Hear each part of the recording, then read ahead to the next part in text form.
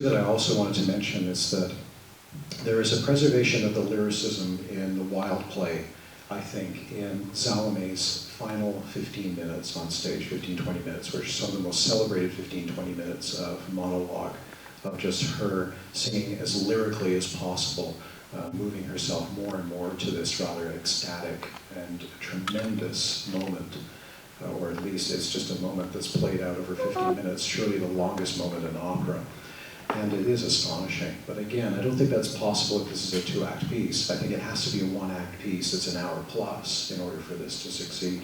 So again, I think the censors can be congratulated for accidentally being the impetus for Strauss to do that. So I wanted to talk about our production, please, and then ask Ben one more question, and then of course we'll have questions from the audience as well. And that is, based on everything that we've talked about, I'm sure that there's things to say about lighting, design, set, and direction that interact with a lot of these ideas. And so what is the approach that was taken by our company to demonstrate some of these things that we've talked about tonight? Is draped in chains. So there's a wall of chains surrounding everything in the court. The main set is a raked stage, and it's a very large table. They're at a giant party, so it's a very elaborate dinner setup.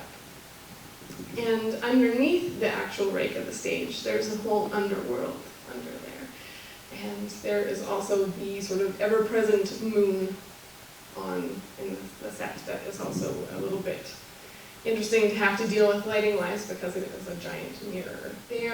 There's a lot of, like the Dance of the Seven Veils is going to have a more modern feel to it, but they're also going to take a different look in that there are going to be 7 dancers as well, all representing different parts of Salome. I want to talk about the moon a bit. Has anybody explained why there is an omnipresent moon for the set? It sounds like it does come up a lot in the text. Truly.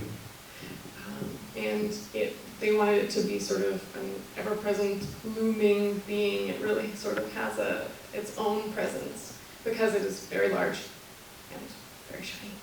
Right. And it's not just a plain moon, it's a shattered mirror moon. All the better.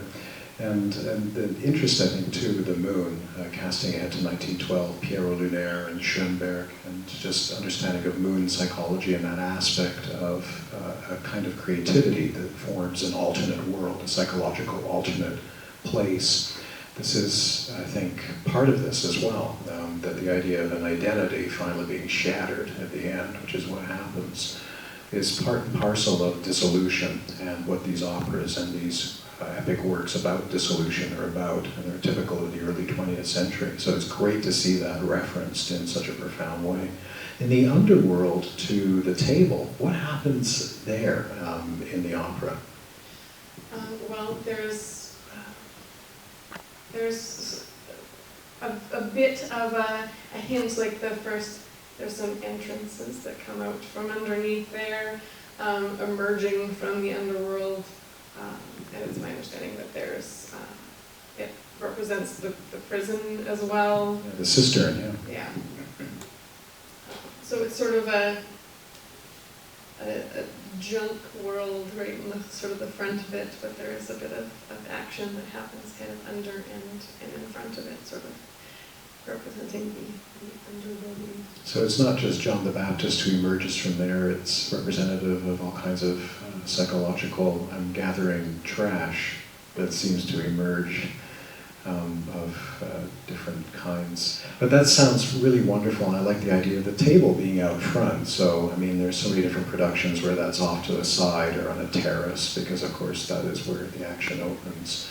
So this is frequently, people aren't really certain how to treat that, and there's different ways to set it. But putting it out in front is almost conventional, but perfect too, because you can do so much with that table thereafter. And it's not even so much that it's in front, the entire set is mostly table. Right, yeah, exactly, and it's probably for the better, I think, somehow. So that's wonderful. Are there any other comments you want to add or share with us? Because that's already quite revealing of a lot, I think.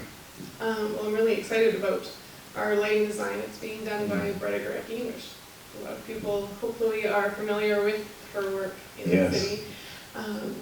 She is fantastic at using shadow and color and things like that. We have lots of interesting ways of lighting the chain from below and lighting the underworld and lighting the moon from front, behind, also not blinding the audience with the giant mirror. And it's going to be quite lovely. So I'd like to return to Ben to ask one more question before we turn things over to the audience. So I think I mentioned Moreau's panels about that were, I thought, very, very interesting. If I can just flash back to them, and here they are again. And just to bring them up, Salome dancing before Herod on the left, and the tattooed Salome, and then the apparition Salome. And of course, these, it turns out, served to be inspiration for Wilde for writing his play. And indeed, there are many other aspects of this that go back to Flaubert and a whole variety of authors. And it earned a lot of criticism, in fact. They out and out included plagiarism, in fact, that Wilde had just gone out and just ripped things off and, you know, literally took these paintings and just wrote the paintings into some sort of verse form. I think it's a little harsh somehow. Well, I think to do the accusations justice, I don't mean to criticize. I've tried to prepare PowerPoint slides, and as I've told you, I miss my slide projector. If we could see these paintings in detail, and perhaps many of you have, I think we would be prepared to give a hearing.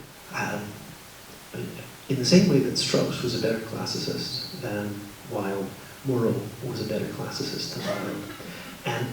And the gorgeous detail of all of his paintings. And all his paintings have, I would say, a concern with this encounter between the human and the divine.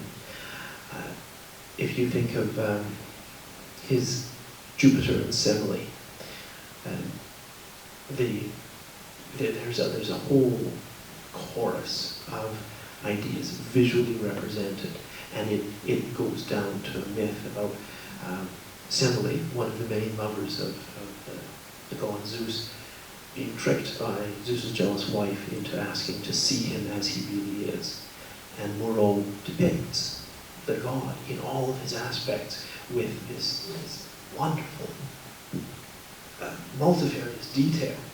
And we get in Moreau's paintings of the Salome story much of the same attention to detail.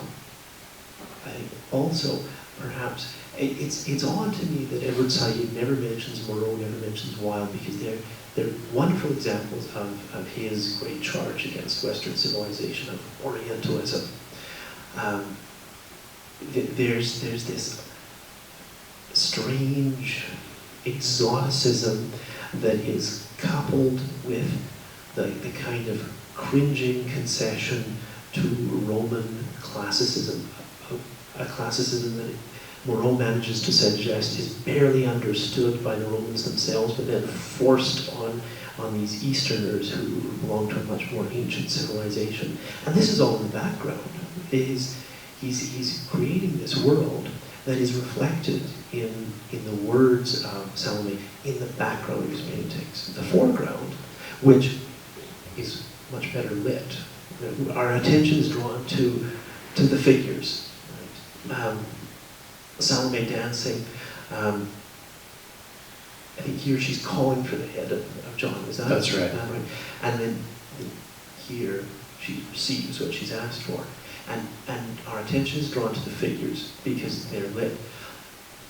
But Moreau has not neglected the backgrounds which tell their own story. And if you think of the way Wilde and, to a certain extent, Strauss following him, describe what people see, or have their characters describe what they see, there is this same exquisite attention to detail, but also this same exoticism. When you think of Salome, for instance, looking at Johanna, she begins talking about his body, his hair, and then his lips.